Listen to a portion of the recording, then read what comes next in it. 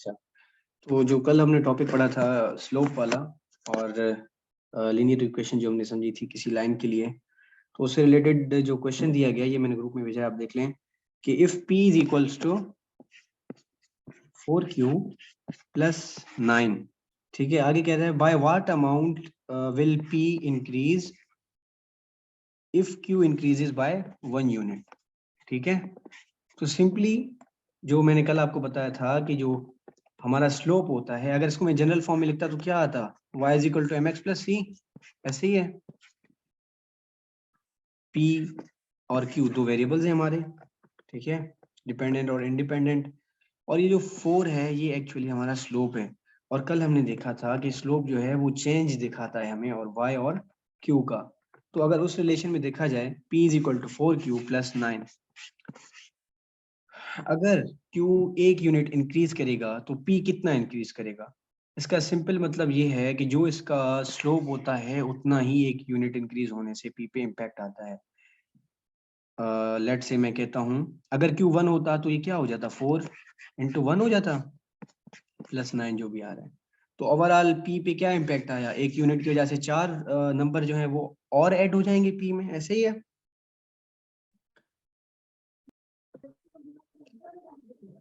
चलें, हर अगला यूनिट जो हम क्यूब में चेंज करेंगे उसका पी पे इम्पैक्ट ये आएगा कि वो 4 नंबर बढ़ता जाएगा।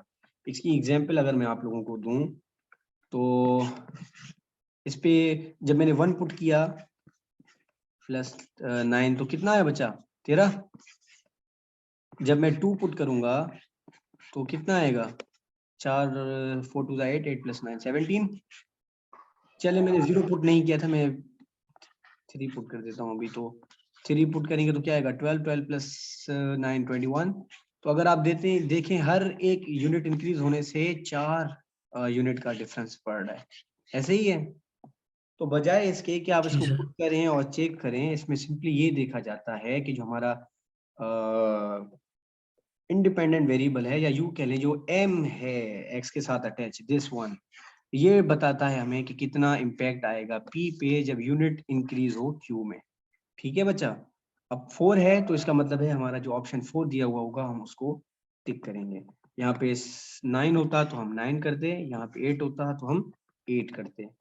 इसमें एक और चीज होती है कि जैसे सेकंड इक्वेशन दी हुई है p is equal to 11 minus 3q, पिछले में था जस्ट 4q, इसका मतलब है 4 के साथ कौन सा सिंबल था, प्लस का। जब प्लस हो स्लोप, तो हमने कल भी पढ़ा था कि स्लोप प्लस हो तो इसका मतलब है लाइन इंक्रीज हो रहा है लेफ्ट से अपवर्ड, तो इसलिए इसने चेंज भी इंक्रीज का वर्ड यूज किया है। जब भी स्लोप नेगेटिव होगा, जैसे यहाँ पे -3 है, तो उसका ये मतलब है कि वो डिक्रीज होगा, ठीक है जी सर। जी। अब वैसे तो जैसे मैंने पिछले मेथड में समझाया, अगर वो आप अप्लाई करें सिंपली, तो 1 unit change in Q will cause P to decrease by what amount, 3 units जी, डिक्रीज बाय 3 यूनिट्स, ठीक है। अब आप इसको प्रैक्टिकली करके देखें तो भी आपकी मर्जी है। 1 पे करेंगे तो ये आ जाएगा 11 माइनस 3 इंटू 1 दैट इज 8 हो जाएगा। दूसरा 11 माइनस 3 इंटू 2, मैं जस्ट प्रैक्टिस के लिए बता रहा हूँ, ये करना नहीं पड़ेगा आपको, बस आपको जस्ट ये देख के एमसीक्यू सॉल्व करना है। तो ये हो जाएगा 6 और 11 में से 6 है तो 5। अच्छा, अगर अगला नंबर आता 3 इंटू 3 हो जाता, तो ये हो जाता 3 6 9 माइनस 11, तो ये हो जाता 2। अगर आप देखें तो हर एक यूनिट इंक्रीज होने से हमारा जो P है वो कितना चेंज हो रहा है बच्चा, 3 डिक्रीज हो रहा है। यहाँ पे 3 भी 3 टाइम्स। से डिक्रीज हो रहा है। 3 टाइम्स नहीं हो रहा, 3 यूनिट्स हो रहा है। 3 टाइम्स नहीं हो रहा, 3 यूनिट्स हो रहा है, ठीक है ओके सर। जी। 3 यूनिट्स, 3 यूनिट्स। तो बजाय इसके कि मैं 1 2 3 पुट करूं, सिंपली ये जो स्लोप है इसका मतलब ये होता है कि change in Q by 1 unit will cause P to change by 3, just change मैंने वर्ड यूज किया है। अब अगर यहाँ पे नेगेटिव होगा तो हम कहेंगे डिक्रीज, अगर यहाँ पे पॉजिटिव 3 होता तो हम कहेंगे increase. Is that clear? Yes sir. चलें, अच्छा तीसरा देख लें, उसमें है P इज इक्वल्स टू 19। और फिर आगे वही चीज पूछ रहे कि bye what amount will P increase if Q increases by 1 unit. Q नजर आ रहा है कहीं पे आपको? नहीं है ना? नहीं सर। नहीं सर, नहीं जब सर। नहीं है तो इसका मतलब है there will be no impact. Otherwise मैं अगर ऐसे कह लूं 0 इंटू क्यू, ये 0 है और ये क्यू है, प्लस 19, ठीक है। एक्चुअली अगर मैं बैकेंड पे देखूं तो उसने ये एज्यूम करके पूछा है, तो 1 unit increase in Q P पे कोई इम्पैक्ट डालेगा? No sir. नहीं डालेगा, नहीं क्योंकि सर, क्यू कोई भी नंबर वो हो जीरो अगर है। 0 से मल्टीप्लाई होगा तो 0 हो जाएगा। तो सिंपली नहीं सर। नो एनी इम्पैक्ट, चाहे 1 हो 2 3 4 कुछ भी हो। तो इसलिए there will be no any impact. अगर आपको होंगे ना यहाँ पे, लेट से वो कहता है कि increase by certain unit, decrease by certain unit, C है 0 चेंज या फिर कहेगा नो इम्पैक्ट, तो हमारा आंसर इसके लिए क्या होगा बच्चा? No impact. ठीक है, ओके। चलें। अब आप नोट्स बना रहे होंगे मुझे उम्मीद है, तो मैं ये सिंपली अगर आपको बता दूं, कोई इक्वेशन हो जैसे y इज इक्वल टू, आपके समझाने के लिए लिख रहा हूँ, चलिए मैं कोई इक्वेशन लिखता जाता हूँ, नंबर्स में आपको याद नहीं रहता। p is equal to 4q plus 9, यहाँ पे q पॉजिटिव है, पॉजिटिव है तो ये इंक्रीज होगा by how much units? By the units attached to q, that is 4। 4 unit. ठीक है, यही क्वेश्चन अगर होता -4q प्लस 9, तो चूंकि ये नेगेटिव है, ठीक है, तो इसके लिए ये होगा डिक्रीज। अब कितना डिक्रीज होगा? डिक्रीज बाय क्यू 4 के साथ यूनिट्स। जो अटैच्ड वैल्यू है वो है 4/4। तीसरी पॉसिबिलिटी ये है कि p is equal to just 9, तो उसमें क्योंकि एक क्यू की वैल्यू ही नहीं है, या यूं कह लूं क्यू 0 है, तो there will be no any impact. ठीक है बच्चा? जी सर। चलिए, ये बिल्कुल बेसिक सी कुछ चीजें थी जो कल से रिलेटेड थी, आप देख लीजिएगा। ठीक है, बाकी कल जो हमने पढ़े थे ना कुछ 0,3 अगर हो और m दिया हुआ हो, तो क्या आप इक्वेशन निकाल सकते हैं?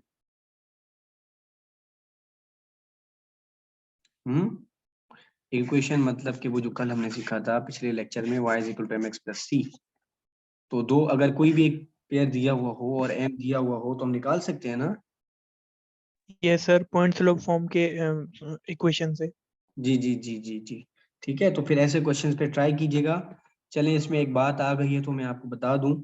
अच्छा, वो याद आ गया, पिछली जो क्लास थी गर्ल्स की उसमें मैं नहीं बता सका था। कभी कभी ये कहता है कि एक लाइन है जो ओरिजिन से गुजर रहा है, ठीक है, कोई लाइन है जो ओरिजिन से गुजर रहा है और उसकी स्लोप 3 है, या लेट से 3/2 है, तो उसके 2 पॉइंट्स कौन से होंगे? मतलब कि एक पेयर कौन सा होगा? ये अगर क्वाड्रेंट होता, कोई 4 क्वाड्रेंट्स होते, तो ये जो ये वाली जगह है ना जहाँ पे x भी 0 है और y भी 0 है, उस जगह को हम कहते हैं ओरिजिन। तो ये कह रहा है कोई लाइन वहां से गुजर रही है, लेट से मैंने अज्यूम कर लिया ये इससे जा रही है, ये 3/2 एक पॉजिटिव नंबर है तो वो इंक्रीज ही हो रहा होगा।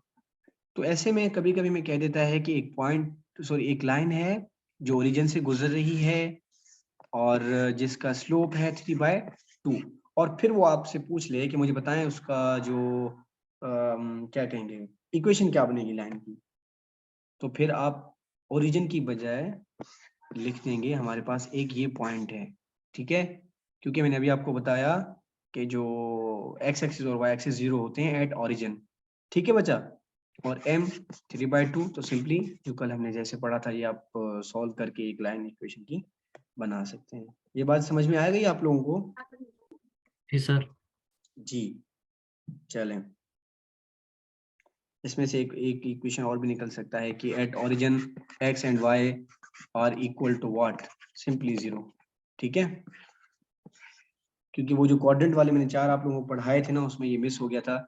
मैंने चारों क्वाड्रेंट डिस्कस किए थे जहाँ पे या पॉजिटिव या नेगेटिव नंबर होता है, लेकिन पूरे क्वाड्रेंट में चारों में से वो एक जगह जहाँ पे ना पॉजिटिव होता है ना नेगेटिव होता है, वो है ओरिजिन। ठीक है, जो बिल्कुल सेंटर पॉइंट है, इस जगह की बात कर रहा हूँ। वहां पे x भी 0 होता है और y भी 0 होता है।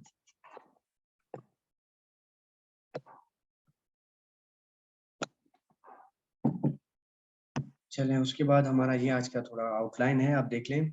सबसे पहले थोड़ा हम डिस्कस करेंगे कि कैसे हम डेसिमल्स को रैशनल में चेंज करें और रैशनल्स को देन डेसिमल में चेंज करें।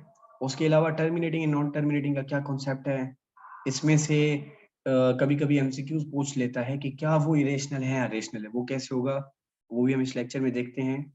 और आगे चल के हम ये भी देखेंगे कि क्या रैशनल से हम परसेंटेजेस भी कर सकते हैं, अगर करेंगे तो हाउ। और देन थोड़ा परसेंटेज पे हम बात करके उसके वर्ड प्रॉब्लम्स करेंगे। और इंशाल्लाह अगर टाइम बचा तो लास्ट में ये स्क्वायर रूट और उसके वर्ड प्रॉब्लम्स देख लेंगे, अदरवाइज ये कल के लेक्चर में हम देखेंगे। चलें जी, ये बिल्कुल बिल्कुल बिल्कुल सिंपल क्वेश्चंस हैं, 3-4 क्लास के हैं, फिर भी बच्चा फंस सकता है, तो मैंने ये कंसिडर किए हैं क्योंकि वर्ड प्रॉब्लम्स में कभी कभी हमें डेसिमल से फ्रैक्शंस की तरफ और कभी कभी फ्रैक्शन से डेसिमल्स की तरफ आना पड़ता है, तो हमें कन्वर्ट करना आना चाहिए। अच्छा जी, 2.40 हो अगर कोई डेसिमल और उसको हमें रैशनल में कन्वर्ट करना चाहिए, तो बेसिक उसूल याद कर लें, दो चीजें याद कर लें, ठीक है। एक तो ये कि पॉइंट के पीछे अगर 0 होगा, पॉइंट के पीछे अगर 0 होगा, यानी कि मैं दो एग्जांपल लिख लेता हूँ, 0.34, दूसरा है 1.34।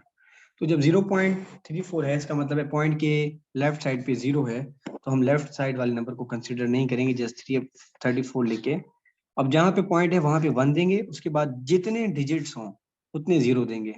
कितने हैं? 3 और 4, 2 डिजिट्स हैं, तो ये आ जाएगा 2। देन आप इसको सिंप्लीफाई करें, जैसे हम करते हैं, 2 की टेबल लगाएंगे तो ये 17 और ये 50 हो जाएगा। उसके बाद टेबल नहीं जाएगी तो ये आपका डेसिमल से रैशनल में कन्वर्ट हो गया, ठीक है जी। दूसरा ये है कि अगर पॉइंट्स में हो, जैसे है 1.35, अब 1.35 है, इसको करने के लिए पॉइंट के पीछे कोई नंबर है जो 0 से बड़ा है, ठीक है, तो नॉन जीरो है, 0 से बड़ा नहीं कहूंगा बल्कि नॉन जीरो है, क्योंकि अगर नेगेटिव 1.3 होता तो वो 0 से छोटा हो जाता, तो वो भी हम कंसिडर करते। तो नॉन जीरो नंबर है तो उसको हम कहेंगे, वो नंबर भी कंसिडर करेंगे और पॉइंट के बाद वाले भी, तो ये हो जाएंगे 134 डिवाइडेड बाय पॉइंट की जगह 1, जितने डिजिट्स हैं, चले इनको मैं 5 कर देता हूँ ताकि एग्जाम्पल समझ में आए। कितने डिजिट्स हैं? 1 2 3, टोटल 3 है, तो 0 0 एंड अगेन 0। इसको फिर आप आगे सिंप्लीफाई करें, जो भी आंसर आ जाए वो आपका आंसर आ जाएगा, ठीक है। इसमें लास्ट पॉइंट ये है कि यहाँ पे नेगेटिव अगर होगा तो हम नेगेटिव कैरी ऑन करके आगे बढ़ते जाएंगे। चलेंगे थोड़ा, ठीक है बच्चा। अब पॉइंट के बाद 1 2 3 4 नंबर थे, तो पॉइंट की जगह 1, उसके बाद जितने नंबर उतने 0 लगाएं एंड देन कैरी ऑन, ठीक है। ये शायद आपको शुरू में अभी यूजलेस लग रहा हो कि सर क्यों पढ़ा रहे हैं, लेकिन वर्ड प्रॉब्लम्स में ये बहुत काम आएगा, यू विल सी इट। ये कुछ प्रैक्टिस प्रॉब्लम्स हैं, इन पे लाजमी प्रैक्टिस करें आप लोग, ठीक है जी। डेसिमल से रैशनल, ये भी डेसिमल से रैशनल, ये भी डेसिमल से रैशनल, ठीक है। अच्छा, उसके बाद एक ये चीज है कि क्या डेसिमल्स में हम डिविजन्स अगर करें तो वो एक होता है टर्मिनेटिंग, दूसरा होता है नॉन टर्मिनेटिंग। टर्मिनेटिंग को अगर मैं तर्जुमा करूँ तो सिंधी में या उर्दू में ये होगा खत्म थींदड़ या खत्म होने वाले, ठीक है। और नॉन टर्मिनेटिंग का मतलब है ना खत्म होने वाले, ठीक है। अब कुछ ऐसे डिजिट्स होते हैं पॉइंट्स में, जब हम सॉल्व करते हैं ना डेसिमल्स, तो वो खत्म हो जाते हैं और कुछ नहीं होते। मैं मिसाल दे देता हूँ 1/2, अगर इसको बल्कि डायरेक्ट डेसिमल की बात करते हैं, अगर 0.45 को देखा जाए, ठीक है बच्चा, अब 5 उसके बाद कोई नंबर नहीं है, ये खत्म हो गया है, तो ऐसे डेसिमल को हम कहें देंगे टर्मिनेटिंग। कोई ऐसा डेसिमल होता जैसे ये है 0.7777 एंड कंटिन्यूड है, वी डोंट नो कहाँ जाके खत्म होगा, तो इसको अगर हम देखें 0.7777 खत्म ही नहीं हो रहा, ऐसे नंबर को हम कह देंगे नॉन टर्मिनेटिंग, जो खत्म नहीं हो रहा, ठीक है। अब टर्मिनेटिंग की ये आपसे एग्जाम्पल भी पूछ सकता है, क्वेश्चन पूछ सकता है, या फिर डेफिनेशन भी देके पूछ सकता है कि टर्मिनेटिंग की है या नॉन टर्मिनेटिंग की है। सो थोड़ा डेफिनेशन देख लेते हैं कि a decimal which contains finite number of digits after decimal, यानी कि ये जो लेट्स से 2 पॉइंट है, इसके बाद फाइनाइट नंबर ऑफ डिजिट्स हों, लेट्स से यहाँ पे मेरा खत्म हो गया, फाइनाइट जिनको गिना जा सके, 4 और 5, इसके बाद आगे है ही नहीं, खत्म हो गया, तो finite number of digits after decimal है, तो ये हो जाएगा हमारा टर्मिनेटिंग डेसिमल। उसके कुछ एग्जांपल्स आप देख लें, भले ये 6 अदद तक जाए लेकिन आखिर खत्म हो गया, जहां खत्म हो गया इसका मतलब है ये टर्मिनेटिंग हो गया। दूसरा है कि नॉन टर्मिनेटिंग, उसमें यह है कि इनफिनाइट नंबर ऑफ डिजिट्स हो आफ्टर डेसिमल। जैसे हम 1/3 अगर सॉल्व करें ना, तो उसका क्या होता है 0.3 मतलब खत्म नहीं होता, इसका आंसर आता है 0.3333 चलता रहेगा, ठीक है, ये खत्म नहीं हो रहा। तो ऐसा कोई डेसिमल जिसका पॉइंट के बाद के डिजिट्स खत्म ही ना हो, उन्हें हम कहते हैं नॉन टर्मिनेटिंग, ना खत्म होने वाले, ठीक है। अच्छा, अब इसकी डेफिनेशन अगर हम देखें तो decimal which contains infinite number of digits, जैसे हमने 3 में देखा था, इनफिनाइट, खत्म नहीं हो रहे, ये बढ़ते जा रहे हैं, यहाँ पे डॉट्स हैं, ठीक है, after decimal point, that is called a non terminating decimal, ठीक है जी। अब इसमें एक और चीज है, रिकरिंग एंड नॉन रिकरिंग। जब आप नॉन टर्मिनेटिंग को देखें ना, जो खत्म नहीं हो रहे हैं, जैसे ये हैं या फिर ये है या ये देख लें, तो अगर कोई सर्टेन पैटर्न रिपीट हो रहा है नंबर्स का, लेट्स से 0 पॉइंट, जो अभी हमने 3 का देखा था, 3 3 3 3, तो एक कोई नंबर है that is 3, that is being repeated again and again and it is not ending, तो नॉन टर्मिनेटिंग तो है, लेकिन उसके अंदर अगर मैं टाइप देखूं, एक होता है रिकरिंग, जिसमें कोई नंबर या कोई सेट ऑफ नंबर रिपीट होता है, दूसरा होता है नॉन रिकरिंग, जिसमें कोई सेट ऑफ नंबर या कोई एक पर्टिकुलर नंबर रिपीट नहीं होता। तो इन दोनों में से ये रिकरिंग है, क्योंकि 3 जो है हमारा बार बार रिपीट हो रहा है, ठीक है जी। या फिर कभी कभी ये खास 2 नंबर हैं जो चलते रहते हैं साथ साथ साथ साथ, जैसे कि यहाँ पे एग्जांपल है 7 8 7 8 7 8, तो ये भी एक ब्लॉक ऑफ नंबर्स है 7 8 7 8 जो चलता रह रहा है, ठीक है, एक खास पैटर्न है ये भी नॉन टर्मिनेटिंग, लेकिन अगर इसको देखा जाए क्या ये रिकरिंग है, तो हम कहेंगे हाँ ये रिकरिंग है, ठीक है जी। अब कुछ ऐसे होते हैं जो, अच्छा ये भी नीचे भी कुछ एग्जांपल्स हैं रिकरिंग के, आप देख लें। अब कुछ ऐसे होते हैं जो नॉन रिकरिंग होते हैं, लेट्स से 22/7, अब इसका कुछ पता नहीं, 0.3 के बाद ना 1 4 2 3 7, मैं अज्यूम कर रहा हूँ, एग्जैक्ट मुझे नहीं याद, तो ये कोई नंबर की कोई स्पेसिफिक पैटर्न रिपीट ही नहीं हो रही होती, तो इसे हम क्या कहेंगे, ये नॉन टर्मिनेटिंग तो है ही, लेकिन अगर उसके अंदर फर्दर अगर हम टाइप देखें, तो क्या ये रिकरिंग है या नॉट रिकरिंग है, तो हम कहेंगे ये नॉट रिकरिंग है, सर, ठीक है ये पाई की वैल्यू है ना सर? जी जी, पाई की वैल्यू के लिए भी हम कैलकुलेशन में यूज करते हैं। चलें, अब इसमें एक लास्ट पॉइंट में ऐड कर दूं, उसके बाद ये मैं एक ऐड कर दूं, फिर आप पूछिएगा, जस्ट अ सेकंड। अच्छा, इसमें एक सवाल ये है कि अगर कोई नंबर जो नॉन टर्मिनेटिंग हो, जिसका मतलब है खत्म नहीं हो रहा पॉइंट के बाद, प्लस वो नॉन रिकरिंग हो, जिसका मतलब ये है कि वो कोई खास पैटर्न में रिपीट नहीं हो रहा, तो ऐसे नंबर को हम कहेंगे that is an irrational number, ठीक है। ये भी एमसीक्यूज कभी कभी आ जाता है, नोट कर लें कि कोई ऐसा नंबर जो नॉन टर्मिनेटिंग है, नॉन रिकरिंग है, तो उसको हम कहेंगे इरेशनल नंबर। बाकी इसके अलावा टर्मिनेटिंग है, नॉन टर्मिनेटिंग है, कुछ भी है, सारे रेशनल है। अब बस एक फॉर्मूला याद कर लें, ये वाला, ये अप्लाई करें किसी भी नंबर पे, अगर ये दोनों उस पे बन रहे हैं, दैट इज इरेशनल नंबर, अगर ये दोनों नहीं बन रहे तो वो रैशनल नंबर हो जाएगा, ठीक है जी।